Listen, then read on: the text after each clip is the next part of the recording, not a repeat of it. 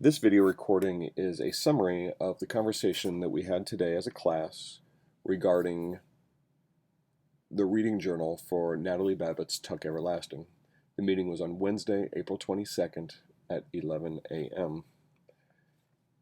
You will notice right away I'm in Pages, and under Pages we see the reading journal, and we are scrolling down through the pages. One of the first questions was the difference between the two timelines. Why are there two timelines?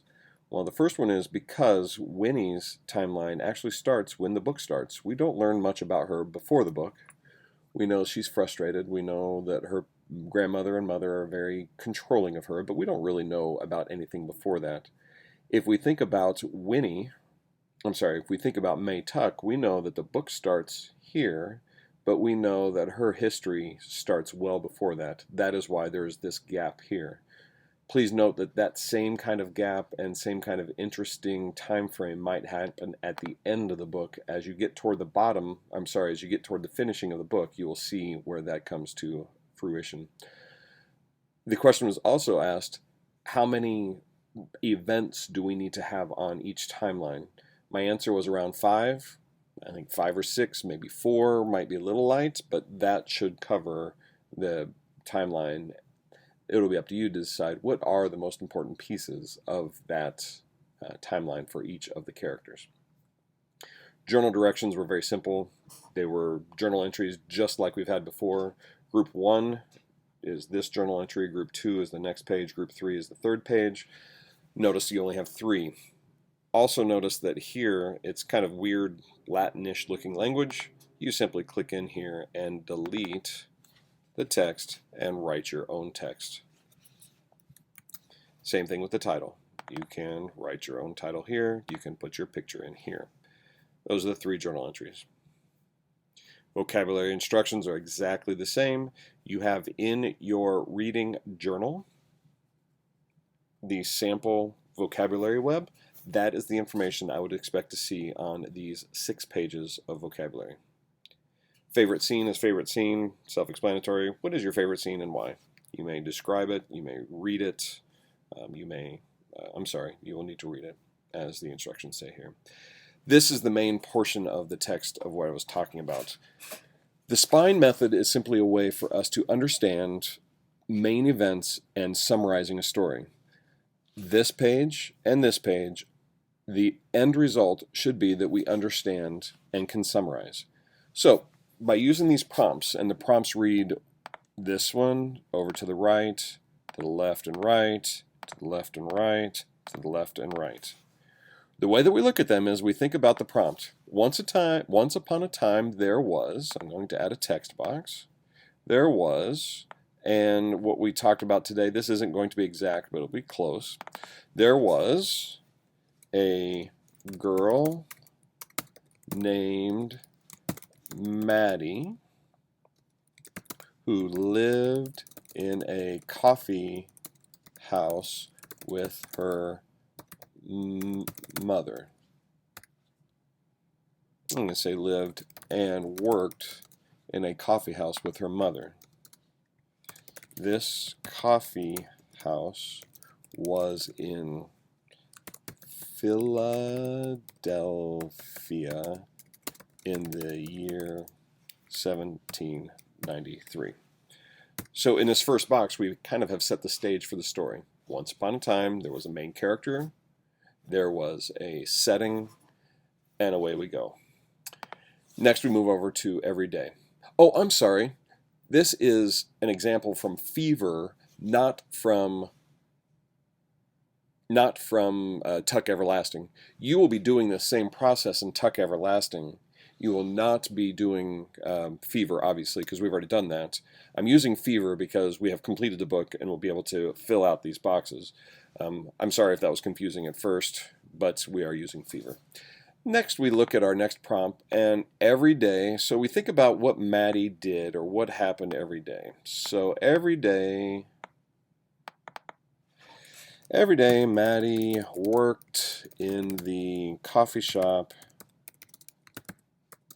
under the direction of her tyrannical mother. Pardon the spelling, I'm not worried about that too much. You should be. Tyrannical mother. She was not happy about her life because she thought her mother was rude and unfair. Okay? Now, this is their life as it's existing. Now we move on to but one day. Now, this is where we start to see the problem. All right, so you think about what the problem is, and we know that the fever is the problem. So we say, but one day, people in Philadelphia started dying from the fever.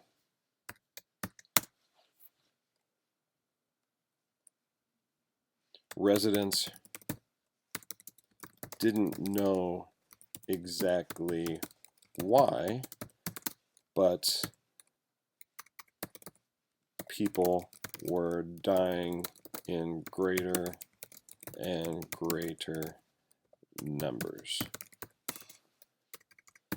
including Polly, who was a friend of Maddie's. This may not be exactly what we would say. There are other details, but this is a very pretty blanket summary detail we could have. So, because of that is our next box. So, because of that, I think we can say, because of the fever, Maddie's mother got sick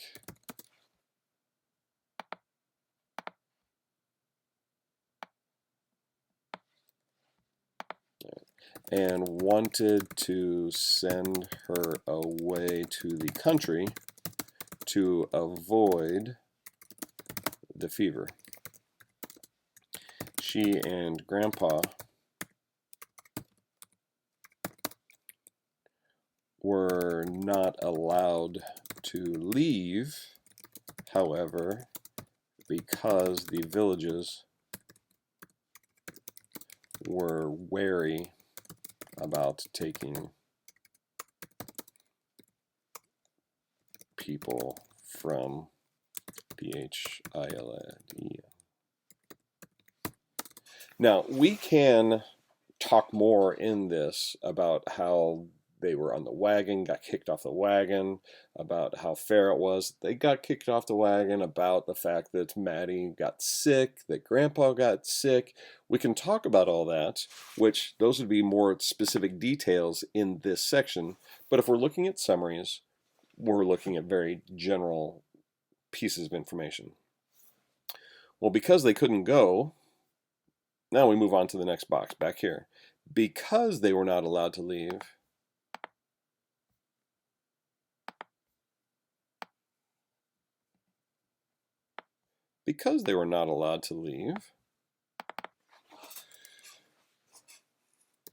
they were forced home, where Grandpa was killed by a robber. Maddie had to fend for herself. While roaming the streets, she found Eliza, and she and Eliza were helping fever victims. Again, not the most detailed, but this is not meant to be detailed. It's meant to be at a very high level. At this point, we have, we're getting close to the end of our because of that. Well, because of that, Maddie became self-sufficient and was able to take care of herself and, oh man, I can't believe the little girl's name. The little girl. If I were actually writing this to be turned in, I would actually get my fever book and remember her name. Oh, Nell, that's it. And herself and Nell.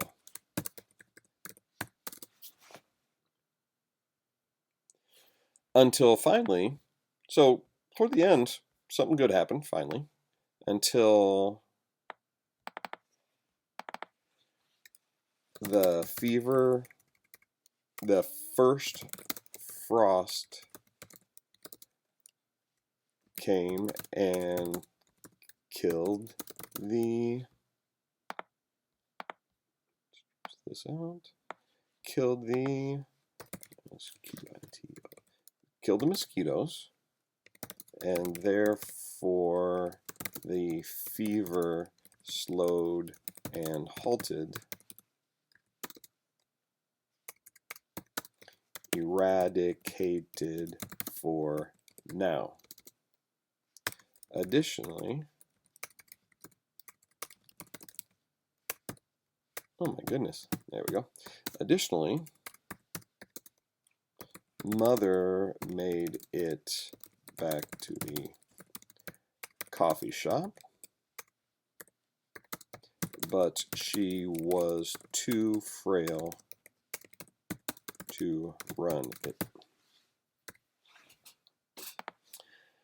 And then, ever since Mother came back, ever since they returned back to the coffee shop,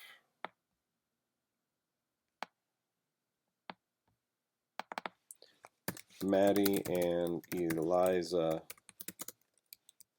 ran the coffee shop, and Mother was there to be cared for. So, when we look at this, it is one way to summarize fever. That would be the spine method. So you would take yours and think about the main events, think about what has happened. Once upon a time, there was a girl named Winnie Foster who lived in a forget-me-not cottage, and every day she got mad, etc., etc. So you would fill out these events yourself. Finally, at the bottom, this is, instead of lorem ipsum delor, this would be the summary of, for me, it'd be Fever 1793. For you, it would be summary of Tuck Everlasting. And down here with all this, you would remove all this writing and write down the summary. Now, the best part about this is you've done the hard part. Boys and girls, here is the summary. You take this and move it down, or copy it, move it down, copy, move it down. You have it all built in front of you. Now, as you write it, you may find yourself wanting to add a little bit of a detail here, a little bit of a detail there. You might be finding yourself adding a first, second, and third transitions. You might finding yourself thinking about something that really isn't necessary that you added here that shouldn't be down here. That's perfectly fine. But this is kind of like your pre-write and your pre-thinking about what it is that you want to write for the summary. But your basic ideas are here right in front of you. It's just a matter of taking these basic ideas, 1, 2, 3, 4, 5, 6, 7, 8, and converting them into paragraph format that you would write down here at the bottom. This covers what we discussed in our class. If you have any questions, please don't hesitate to contact me. I will be more than happy to help you out. Or you can reach out to other your classmates who are at the meeting. Thank you very much, and let me know if you have any questions.